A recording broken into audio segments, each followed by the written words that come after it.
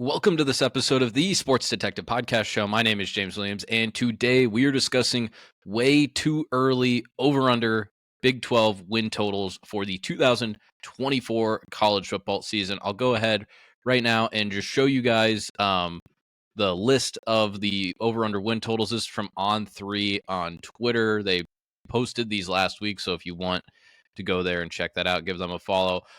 Just going to point out a few things here. We're probably going to have like the chapters part in the description. So if you don't care, let's say about Utah or Baylor, you can go ahead, or maybe you only care about one team in this conference, you can go ahead, go to the description of this show, maybe hit a like button, subscribe button while you're at it, and you can go to the specific chapter in the video and actually go to the team that you care about. Or you can listen to the whole thing. That's fine with me. I prefer that.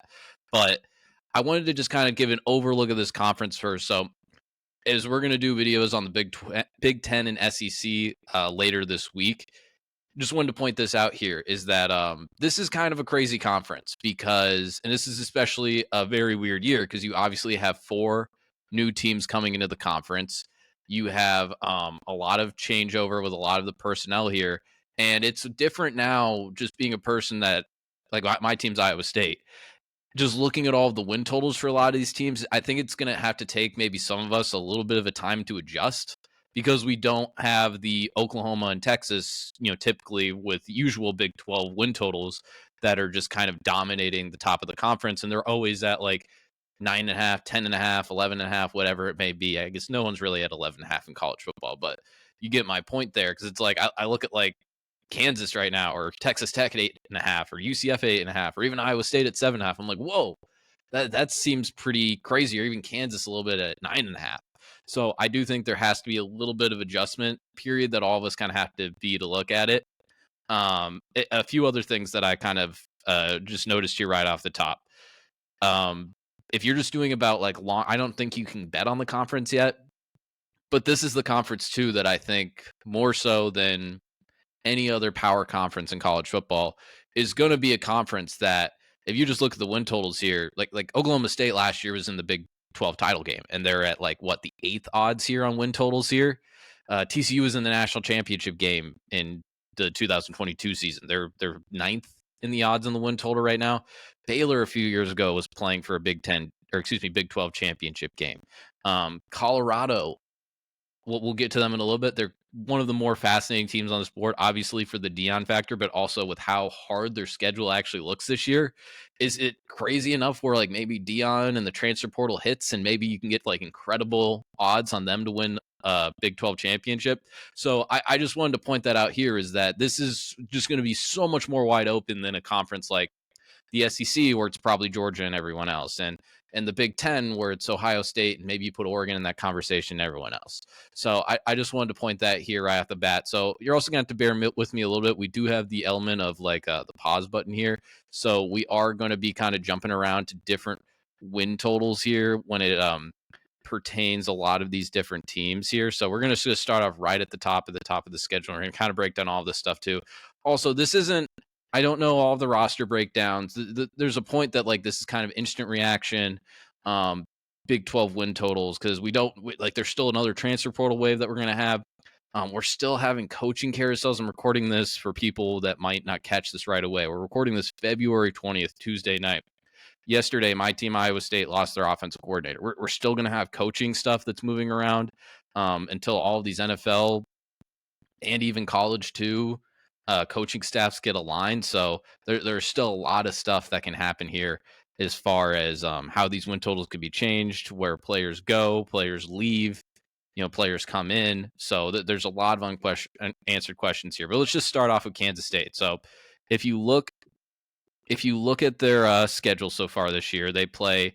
Now, there's also another part of here that's also pretty fascinating, is that there's a few of these teams on this list, and we'll get to them, that they scheduled out of conference games with these Pac-12 schools that are just joining, years ago. So because of that, they still are playing those games, but I'm pretty sure how I understand it is that, so right here with Kansas State, they play Arizona. So technically, to follow me here, Kansas State is playing 10 Big 12 teams this year. in the regular season, but only 9 of them count for conference games. And again, too, when we're talking about over under win totals, for people that might not be familiar with this does not include conference championship. This does not include a playoff, or bowl games. This is like just the 12-game regular season too. So I wanted to make that clear too for maybe people that don't understand that. So Kansas State plays Arizona to start the season as their third game of the season. I'm pretty sure that is the game that is considered out of conference for Kansas State. So does that make that probably like kind of factors into their win total a little bit here too. And it also kind of makes just calculating who's winning the conference just a lot more crazy because that game won't count for the Big 12 schedule. I'm pretty sure that, or excuse me, Big 12 standings. I'm pretty sure that's how they're doing it. But I'm just kind of looking at Kansas State's schedules here. They play Arizona at home. Let's look at some of these other big games. Kansas at home. Obviously, that's another big one. Other than that, their schedule is relatively light. Oklahoma State at home. They travel to West Virginia, travel to Colorado, travel to BYU, travel to Iowa State. They have Arizona State and Cincinnati, Houston with a first-year head coach. It does look like a little bit of a lighter kind of schedule, even though they do have to play 10 Big Ten teams. So it does kind of scare me having that high of a win total for Kansas State, where you're saying like, hey, 10-2, or you lose the bet. So I'd probably lean towards under. Again, everyone's really happy about their quarterback that came in the bowl game. That looked really good. He did look really good, to his credit. But I also think it's one thing to come in at a bowl game when the other team has absolutely no idea, who you are, how to scout for you, how to prepare for you, and it is you playing 12 games of an entire season. So their schedule kind of favors a 10-win season, but again, I'd probably lean under. So let's go to Utah here. Utah is probably like my favorite pick on the board if we're talking about this, because I just think Utah, when they join this conference, the Big 12, they should just be one of the top.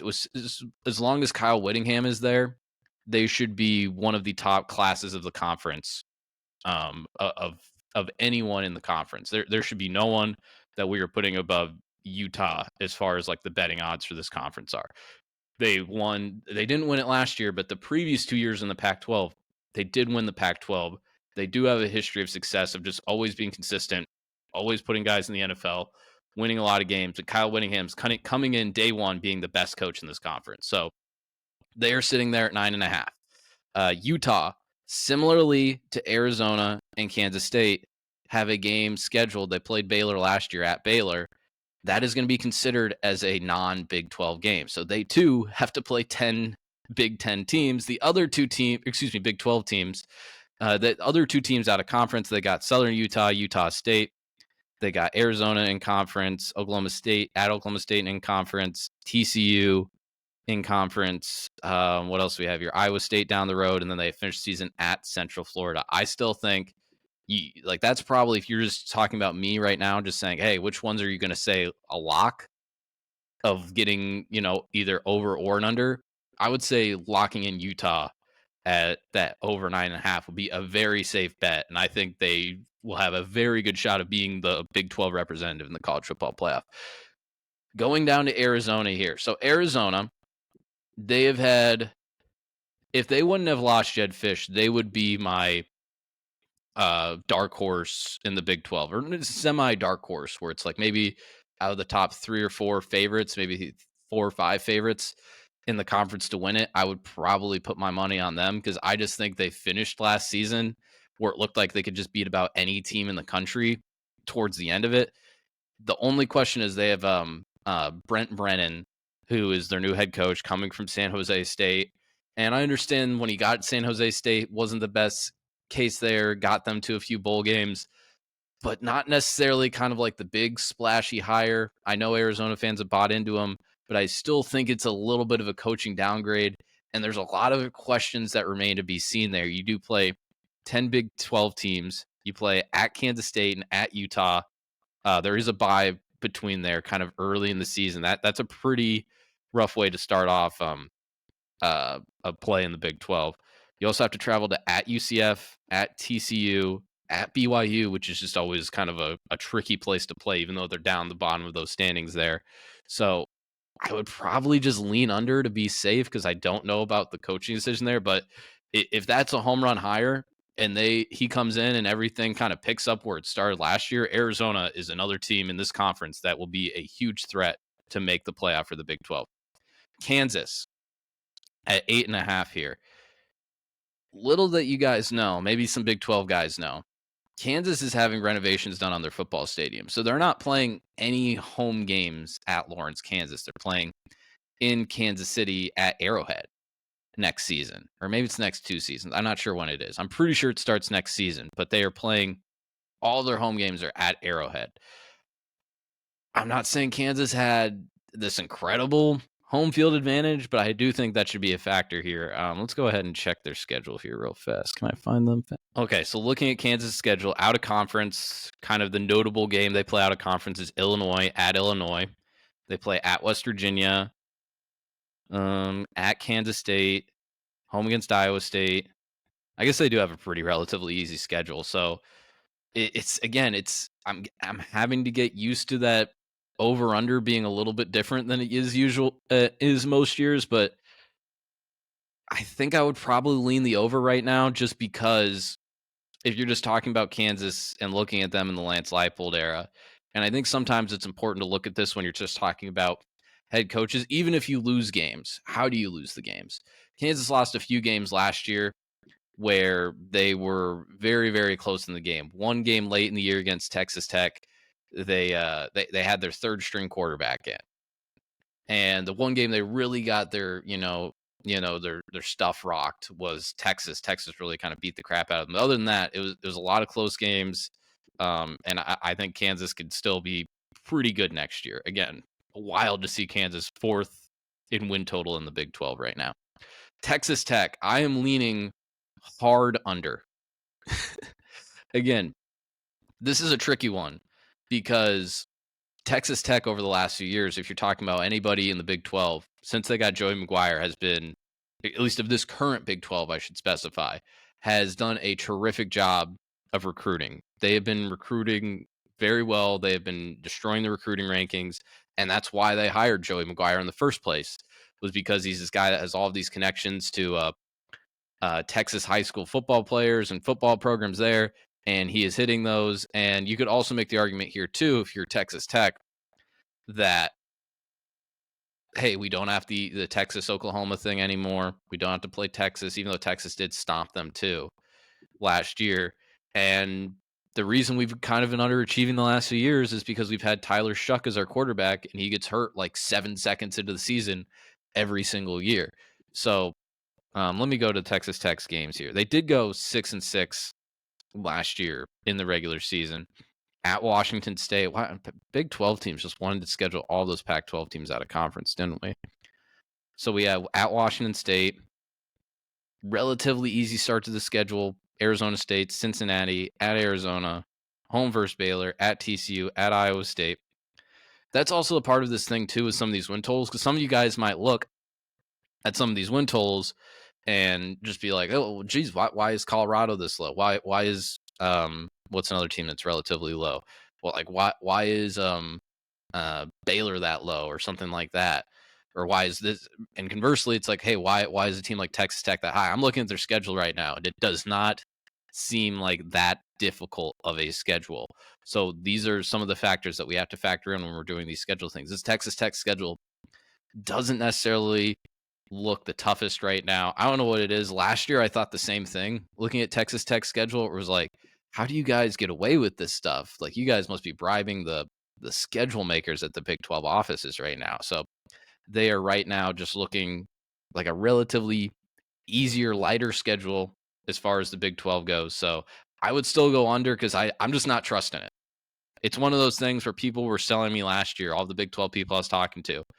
We were gearing up for the season. I was asking people about Texas, and people were like, I didn't have this, by the way, I didn't have this opinion of Texas. I thought they were going to win the conference. I thought they were going to be spectacular last year, and they were. But a lot of the Big 12 people that follow the sport very closely were kind of like, hey, believe it when I see it. That's kind of I'm borrowing their mantra for Texas last year. I'm borrowing that for Texas Tech this year. So I want to believe when I see it. And again, if I'm wrong on that, they're still 8-4. So I kind of like my odds there. UCF. Okay, so UCF, guys, is one of those teams that they're at 8.5 too for over under win totals. I should probably start saying this because we might post this as a audio clip too, or an audio podcast. So I'll start saying the win totals. To refresh too, the Kansas State was 9.5, Utah 9.5, Arizona 8.5, Kansas 8.5, Texas Tech 8.5, UCF 8.5. This one kind of shocked me looking at the schedule here because are they another team that had a? Oh no, they said okay. So they have Florida.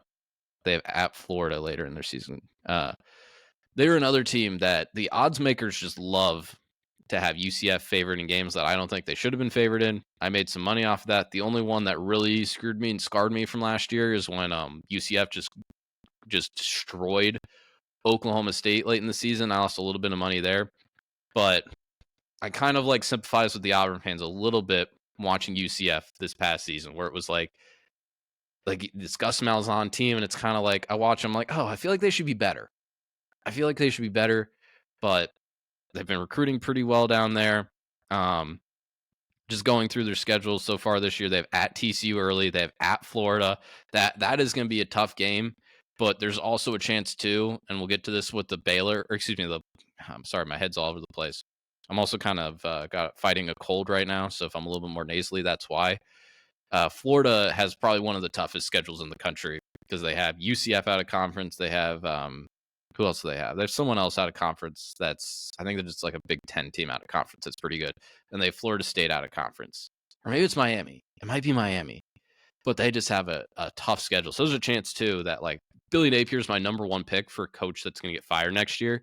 So there's a chance that, who knows, maybe Billy Napier's not even coaching that game on October 10th, the 5th game in the season for UCF. So that's a whole other thing there. As far as big kind of games that they have in the Big 12, they have home against Arizona, home against Utah. Those are big, having those games at home. They're obviously, too, those teams are going to have to travel all the way across country to go to UCF. UCF, too, Gus Malzahn is also very good in a lot of statistics as an underdog. Just kind of pointing that out here. They do have to travel to West Virginia, have to travel to Arizona State, have to travel to Iowa State, have to travel to TCU. I probably lean under here, but because again, you're going to the swamp. You're going to have to go to the swamp. So you're telling me they're going to have to be like kind of 5-4 in the conference. I think that's about right. But, or I guess to be at the over on road until that'd be like 6-3 at that point. So I would lean under on that. But maybe I'm just a little bit of a UCF hater. No offense to the UCF fans. I think you're crazy. Please don't come after me. Iowa State coming up here. This is my school, so I'm a little bit biased. I'm a little bit nervous right now because we just lost our offensive coordinator who left Iowa State to go be a part of the Los Angeles Rams coaching staff. A few things you have to worry about with Iowa State. This is coming from an Iowa State fan. Coach Campbell is terrible early in the season. They lose to Iowa almost every single year. They have slipped up early in the season countless times. They lost to Ohio earlier last year. The year that they made the Fiesta Bowl, they lost to Louisiana early. There's many times that early in the season they lose games or play poorly, and then you kind of hit that October stretch, and that's really where they kind of kick off here. So I'm looking at Iowa State's schedule. They go to Kinnick this year, second week of the season. They have at Houston early with a first-year head coach. As far as big games, at West Virginia, that's no cakewalk. UCF at home, Texas Tech at home, Kansas at Arrowhead. Then you have Cincinnati at home, at Utah. That's a tough way to end the season. You have at Utah and you have home against Kansas State. I always want to go over with the Iowa State, but until we figure out the offensive coordinator, and if you're telling me that, like, is it possible with these Campbell teams that they screw up against Arkansas State? It's just always that third weekend. There's some Big 12 team that you have high hopes for that loses that game. I hope it's not. I hope it's the over, but I could see another 7-5 season for Iowa State. But we'll see. This year too, they went 7-5 last year, and they played like three very good teams. They played Iowa that had another like very good season, even though they fired their offensive coordinator. They had to play Texas and they had to play Oklahoma. And you're just telling me this year they don't have to face those like, upper echelon teams in college football? that could be favorable for Iowa State. So I guess I'd lean under, but slightly under at 7-5 for Iowa State. Maybe I'm just trying to make it so you guys don't think I'm a homer there. Oklahoma State. We talked about them a little bit earlier.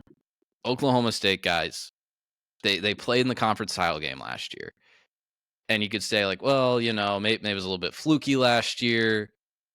Gundy, if he's not the best coach in the conference, he's the second best coach in the conference, or he's in that top 2 or 3 in this conference. And trust me, again, getting back to all my conversations with Big 12 people last year, everyone was looking at me and saying, this is the end of the Mike Gundy years. It's over. He's out of touch with the current day of college football. He's not buying into NIL. And this is the beginning of the end. And you know what happened? They ended up winning 10 games last year.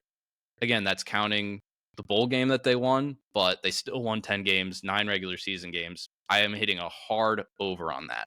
Okay, sorry, I just had a major cough attack there. To go over Oklahoma State's schedule, though, a little bit here. They're playing Arkansas early out of conference. They play Utah at Kansas State. They play at Colorado to close the season. Texas Tech at home, TCU on the road. So there are some pretty tough games in there. If you're talking about Utah, Kansas State, out of conference game early, that could be tough too, because Arkansas, here's kind of what Arkansas did. Instead of, and we'll get to this in the SEC podcast too, or I guess this is basically the summary of Arkansas, is basically what Arkansas did was, like, instead of spending all the money to fire their head coach, they kind of revamped the coordinators a little bit. And instead of using the money to, like, fire their head coach, get a bunch of new replace, to pay buyouts for people and then hire a new coaching staff, they basically kind of redirected their money, and they're like, oh, we're going to go attack the transfer portal and NIL. So that's kind of Arkansas. So you're going to be talking about Bobby Petrino's offensive coordinator this year. It's either going to be a disaster for Arkansas or they'll be surprisingly good. So again, I'm done betting against Gundy when it's coming to over under win totals. And if you're telling me that you're like, hey, Mike Gundy will either be top half of the Big 12 or bottom half of the Big 12, which, again, look at this graph here, guys. It's basically what it's saying. I'm betting top half every single time. All right, TCU. Again, another surprisingly high win total here. This team won 5 games last year. Here is what I'm scared about with TCU right now. Well, one, they do play 2 ACC schools, I should say, out of conference. But here's my concern with TCU and the Sonny Dykes tenure there is maybe that first year was just a miracle. Max Duggan kind of pulling stuff out of his butt, multiple times, and you guys just kind of got the lucky side of the wins, just for an entire season. And as we kind of saw last year, if you just look at the statistics of TCU, I know they fought some injuries last year. Lost their quarterback again. If you look at them statistically, they are really starting to trend to where those California Sonny Dykes teams went, which it's kind of a fun thing to go and look at the Sonny Dykes California tenure, where there is a lot of you look at, like, some of their offenses when they had, like, Jared Goff, and they're like, oh my God, they're one of the top producing offenses in the country. And then you look at their defense, you're like, oh, that is the worst defense in the country. So these Sonny Dykes teams, they can kind of put up with points and they can, kill you that way, but they can also get killed very badly on the defensive end. And it's kind of like, hey, you can have that one flash in the pan season, but can you keep it going? Can you be consistent with it? So I would lean the under on this, guys. Even though I'd like to see Sonny Dykes succeed a little bit, but I'd just lean that under. Again, you have to go at Stanford, at SMU, out of conference. You play UCF at home, at Kansas, again, that's at Arrowhead, at Utah. That's a very tough game. I'm predicting Utah will probably go undefeated at home this year. Later in the season, you have to play Arizona, Oklahoma State. Again, I know when I'm talking about these games, I'm kind of just pointing out the teams that are, I think, are the best part of the conference. And I think that kind of factors into how we do the win totals. Because even though we're probably going to look and maybe, like, somebody like Colorado, let's say, wins 9 games next year, and we're like, oh, the win totals are off. Most of these are pretty close. So just wanted to point that out here. All right, next down the ladder, West Virginia, Neil Brown. Neil Brown had a season where he, made the haters, he shut up. He made the haters shut up. He said, "You guys are all picking us to be last in the Big 12 at Big 12 Media Days." And he called them all haters, and everyone kind of laughed in his face and said, "Neil Brown, you will get fired at the end of the season. You would have gotten fired at the end of 2022 if West Virginia's athletic department had money, but they didn't have money, so they kept him around." And you know what? Neil Brown. I was saying last year, this is where I have to take a big L. I was like, hey, I think they might just win 2 games total, not just conference games, 2 games total. They ended up winning 8 games and a bowl game this year. They still, if you're looking at them this season, they're having to play Penn State at home. That's probably an L. They have to travel to Pitt out of conference, so Penn State's obviously a very tough out of conference game, and then and at Pitt, I think anytime you travel out of conference on the road against a P4 school now, is I guess what we're talking about them as. I still don't think that's a cakewalk anyway. Home against Kansas, at Oklahoma State, home against Iowa State, home against Kansas State, at Arizona. That is a pretty, if you're talking about Big 12 gauntlets, that's a pretty tough one right there. End of the season, you got UCF, Texas Tech. I think I feel bad for counting out Neil Brown last year. Way too early over-unders. I'm going over. You're telling me that they just have to go like 5-2 in conference. They went 6-3 in conference last year. So I like West Virginia hitting that. I'm a little confused as to why they are at 6.5, but maybe that is just the nerds that do the over-unders. Maybe they're looking at me and they're like, we're going to trap him. We're going to trick him, and they might. So there you have it. Baylor, 5.5 over-under win total. Baylor, they are, again, they're one of the, crazier kind of teams where everyone I was talking to last year, no one could get really a good read on them. And they kind of had one of the seasons from hell last year. Bunch of injuries. It looked like Aranda lost the locker room. They decided to keep Aranda.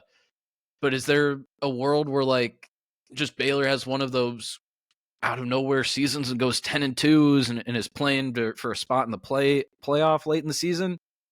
Is there a chance that happens? I don't know. Again, but I think last year was pretty telling. I don't think this was just like, hey, it was a bad year. I think they're probably going to have a bad season this year. And again, too, when we're doing these over-unders, guys, I can't just be optimistic on all of them and say, like, I actually think all of them are going to go over. It's like, no, that's not how this works. So I'm kind of going like basically teams I'm a little bit optimistic on, teams I'm a little bit pessimistic on. Baylor is a team where I'm going to trend for them to be under, even if it is 5-7. Let's go ahead and see if I can pull up their schedule here real fast. Just kind of lay that out here a little bit. They have at Utah, home against Air Force, which Air Force was a team that won like 9 games last year, by the way. At Colorado, home versus BYU, at Iowa State, at Texas Tech. You're losing one of those two. Home against Oklahoma State, home against TCU, at West Virginia, at Houston, home against Kansas to end the season. They went 3-9 last year, guys. I'd be leaning that under. I'd be leading that under, and Baylor might be looking for a new head coach at the end of next season. I know Dave Aranda's a good guy, but college football is a cruel sport. If you don't win, things can get tough for you. All right, Cincinnati is sitting at a over-under right now at 5.5. 5.5 games is their over-under. They play Pitt out of conference, Miami of Ohio out of conference. They have home against Houston, at Texas Tech, at UCF, versus Arizona State, at Colorado, versus West Virginia, at Iowa State, at Kansas State, home against TCU. My immediate instinct here was Cincinnati is to go under. They were the worst team in the Big 12 last year. But again, as we're talking about this stuff here, their schedule's kind of light. It's kind of light here. They got, like I said, we have Arizona State that we haven't talked about that's under them. We have, like if you're just looking at that top kind of quarter, if we're just doing win totals here, the only team they play is Kansas State. They skip Utah, Arizona. Where is it? They skip Kansas. Like, they're mostly playing this right half of the screen here. That's kind of what most of their schedule is. So it's a little bit scary, but I just don't think Cincinnati's good. And they weren't good last year. And I didn't see when I was watching Cincinnati last year, I wasn't like, oh, they're like a year away. It was like, no, this is like, seems like it just might be a rough year, and it might be a rough time for Cincinnati. So I would hit that under. I'd hit that under. I wouldn't be surprised to see if, as we get closer towards the season, if that total starts to tick down a little bit. All right, guys, the moment you have all been waiting for, the reason that you've been listening, the reason that even just me talking about Colorado, I'm going to have people saying I'm a hater in the comment section. Okay, let's see if I can find Colorado's schedule. Pull that up here. So Colorado in 2023 captured the hearts and attention, or at least maybe the eyeballs of college football there for maybe like 4 or 5 weeks. Deion Sanders became Sports Illustrated Sportsman of the Year. His sons became, or at least one of his sons, Shadur, became one of the most, highly valued NIL players in all of college football, highest valued NIL athlete in all of, college athletics. Same thing with Travis Hunter. They hammered the transfer portal again this year. Had one, if they didn't have the top class in the transfer portal, had one of the top classes in the transfer portal. And you guys might be thinking about that. They won 4 games last year.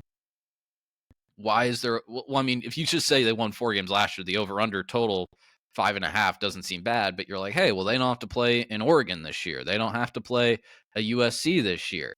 But here is their schedule, and I will go through their entire schedule here. They have a pretty tough schedule, and I think the reason they have a tough schedule, guys, is because the Big 12 is not stupid when they do their schedules. They very much, and I think this is how they did it. They know the amount of eyeballs that Colorado got last year, where it was basically all of the big, like, Big 10 games and all the big SEC games. If you're just talking about ranking or ratings, Nielsen ratings, TV ratings, and then it was the Colorado games. And I think the Big 12 is going to try and capitalize on that, where they're going to have Colorado, where this is their schedule. Okay, so this is their out of conference, which is already tough. North Dakota State at home. All right, FCS school, but North Dakota State is one of the better FCS programs. They won like 10 or 11 games last year. At Nebraska. Okay, you can be well, like, kick Nebraska's butt last year. What is that? Well, this year it's at Nebraska. And trust me, Nebraska is going to be improved in year 2 under Matt Rule. That isn't going to be as much of a butt whooping. Not saying Colorado's going to lose, just saying that, like, that's going to be a closer game than you might think against. And especially, too, if you're just talking about, revenge, you don't think Nebraska's going to be worried about that game, have that circled on their calendar. Their stadium's going to be rocking. They want to make their first bowl game since the Obama administration. At Colorado State, as you guys know, that was one of the most watched games last year. Colorado State was right in there at the end. And this time you're talking about at Colorado State. That's a tough game, guys. That is a tough, tough game. Home against Baylor. Okay. I know this is a little bit harder because I don't have like the schedule in front of you. So I apologize for that. At UCF, at Kansas State, or excuse me, home against Kansas State, at Arizona, versus Cincinnati, at Texas Tech, home versus Utah, at Kansas, versus Oklahoma State. So if you're just talking about that left half of the screen right now of these teams, what did I say? Kansas, Kansas State, Utah, Arizona. Those are all the top 4 there. You also have Oklahoma State on that list. You have Texas Tech on that list. That is in UCF. What is that? 1, 2, 3, 4, 5, 6. That's the top 6 win totals here, plus Oklahoma State. So 7. What is that? Yeah, 7 of the top 8 here are on Colorado's schedule. 7 of the top 8 plus tough out of conference games at Nebraska, at Colorado State. That is tough, man. That is a tough. The Big 12 is not stupid. They did this for a reason. they did this for a reason. I don't know, maybe it's some deal with like the odds makers where everyone right now, if they're looking at like before the season trying to bet stuff and they're like, Deion's not going to make a bowl game. Deion's not going to make a bowl game. They won 4 games last year, second year under Deion. They're not going to make a bowl game. I feel like it would be sacrilegious to bet under that because again, you're just talking about 6-6, and even if you're telling me like, hey, they do have another kind of quick start in them like they did last year, and then maybe it tailors off a little bit. They do have home games against Baylor and Cincinnati that I'm not necessarily high on. So if they are able to survive out of conference, I think they have 2 home games there that they can win, and then maybe they pull off a win here or there. I would like to just be optimistic and say they go 6-6, but here's kind of my thing. And I did a video like about 2 months ago about Deion and his recruiting class, where they only had like, at the time it was only like 6 players. I think it might be 7 or 8 now out of high school players. And they just are hitting that transfer portal very hard. And I got a lot of backlash on that where it's like, well, dude, you're not talking about the transfer portal. Most teams, guys, don't build their program from the transfer portal, especially in college football. Even if there's teams that really hit the transfer portal hard and get a lot of players out the transfer portal, most teams usually use the transfer portal to accumulate talent and to fix holes on their team. Most teams aren't using that as their main source of building their program. And I'm just a little pessimistic of you basically trying to build this team and kind of like microwave a program, and try and do it like faster than it should be, where I don't think you can just turn over this Colorado team that's the worst Power 5 school in all of college football, and then like in a year or two, just have this team, competing with the best teams in the country. I guess you could say Lance Leipold did it, where his second year at Kansas, that's when you really saw him take off a little bit there, and they made a bowl game. But if you think Colorado's going to be winning 10 games this year, you just need a little bit of a reality check here, guys. I just don't think it's happening too. And it's not even that Deion's doing a bad job. It's not that they don't have talent. I just think, they had a bunch of coordinators shake up this year. They got rid of their offense coordinator in the middle of the season last year. They have a new DC coming in this year. So basically starting off fresh with coordinators, that's kind of a red flag for me, especially when you're at Colorado and you're coming off a 1-win season. Don't you kind of want to build the program a little bit? Again, Deion knows better than me of what he wants out of his coordinators. But to me, just outside looking in, it looks like a little bit of panic hire. So again, I have a hard time betting under on Deion because I'm rooting for him, even though it's just a little bit negative there. You can have criticisms of people, guys, without you can have criticisms without hating on them. I'm rooting for them, so I think they can hit that 6-6, but you never know. All right, last 3 here. Arizona State, second-year coach Kenny Dillingham. They had all kinds of like messes last year with them and their quarterback position. They 3-9 season, definitely not what they were expecting.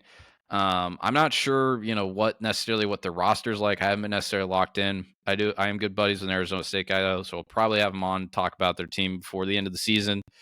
Before the start of the season, I should say. If you're talking about their schedule right here, just looking at it, home against Wyoming. Wyoming beat Texas Tech to start off the season last year. By the way, 2 guys. Versus Mississippi State, not a top SEC school, but still an SEC school. At Texas State, at Texas Tech, home versus Kansas, home versus Utah, at Cincinnati, at Oklahoma State, home versus UCF. Geez, they didn't even give them like that late September game where like some northern team can go down there and like, just get roasted in the sun. And I've seen my team do it when they went down to Waco and we lose that late September game. So they didn't even look them out there because that first Big 12 game's at Texas Tech start the season. Where was I? At Cincinnati, at Oklahoma State, versus UCF, at Kansas State, versus BYU, at Arizona. I don't know, man. I don't know much about Arizona State. I'll say that right off the bat, but I think I would probably lean under. Again, we have to lean under on some of this stuff. And you're talking about a guy, Kenny Dillingham, second year as a head coach. I'm just a little little unsure because there's some games where you're like, oh, they're kind of showing some fight here, and then there's other games where they just got absolutely gobsmacked. Maybe they're a surprise team. Maybe they can pull off 7 wins or something. One of those teams where it's like, hey, second year head coach. That's where we see the jump. But I don't know. I think I have to be pessimistic and just say under. Maybe you guys improve by 1 game this year. Because again, too, there's a reality here with Arizona State where it's like, hey, they get tripped up by Wyoming early. They get tripped up by Wyoming or Mississippi State early. And you're talking about 1-1, maybe they're 1-2, 2-1 heading into conference play. That just doesn't bode well for hitting that over under on this. So a little bit of a tough call, but I'm gonna say under on that. Possibly hit 5-7. We'll see. This stuff's tough, man. Probably 90 or not 90, probably like 60% of my answers here on all of these are probably gonna be wrong. So all right. BYU Cougars, 4.5. Last year they were 5-7. Out of conference games, they got at SMU, at Wyoming. They play Kansas State at home, Arizona at home, Okie State at home, at Utah. Rivalry game though, so anything can happen. Home versus K-State, home versus Houston. Again, I was pessimistic about BYU last year. I kind of thought there was a lot of turnover. I didn't really know what to think about it. And then they started off the season a little bit better than you would expect. And then towards the end of the season, just things kind of fell apart. And they really just fell apart. They looked like early in the season might make a bowl game. I think they lost, they ended the season on a losing streak, or at least losing a significant portion of the last, quarter of their games. And the season at 5-7. Again, I'd probably, this is where it gets tough. I don't know. I think I'd lean under. I know I'm saying that for all of these teams down low, but screw it. We'll do over. I'll do over on BYU. You guys will pull up some crazy upset. You guys will do it. All right, last one here, guys. Houston, first year head coach Willie Fritz. Everyone thinks it's a home run hire. Willie Fritz at Tulane the last 2 years was spectacular, having multiple 10-win seasons. And now you're talking about the Cougars off of Dana Holgerson. Here's the thing about Houston, guys. They have a high bar for their program. For people that don't know, they have a high bar for their program. They think very highly of themselves as a program. Out of conference, they have at Oklahoma. That's a notable game. At Cincinnati early, home against Iowa State, at TCU, at Kansas, home versus Utah, versus K-State, at Arizona. And then they finish the season off with home Baylor, at BYU. So if you're just talking about that left side of the screen, guys, they have Iowa State from that side. They have Kansas, Utah, Kansas State, Arizona. So that's 5 of those teams on the left side of the screen, plus Oklahoma. So those are 6 games right there that, are teams that should have winning records. Plus I didn't mention TCU in that. So 6-7 teams that are supposed to have winning records on the Houston Cougars schedule. That's a pretty uphill battle to climb. I